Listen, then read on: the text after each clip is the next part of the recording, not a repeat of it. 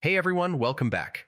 In this tutorial, I'm going to walk you through exactly how to add images to Google Slides.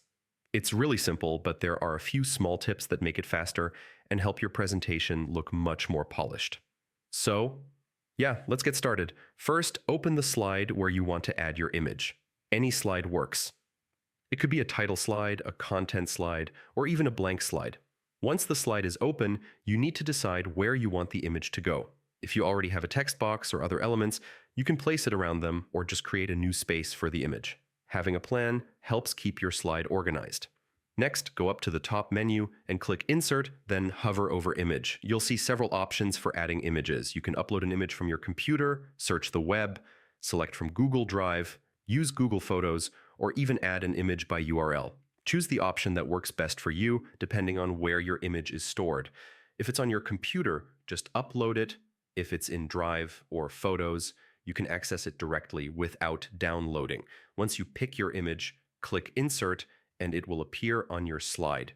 You can drag it to any position, resize it by pulling the corners, or even rotate it using the rotation handle. This helps you fit the image perfectly within your design. With the image selected, use the Format Options panel on the right. Here you can adjust the size, rotation, transparency, recolor the image, or even add effects like shadows or reflections. This makes your images look much more professional and helps them blend nicely with other slide elements. One quick tip, right-click the image and use the Arrange options to bring it forward, send it backward, or align it with other objects. This is especially helpful if you have multiple images, shapes, or text boxes on the slide. Layering properly keeps everything looking clean and professional.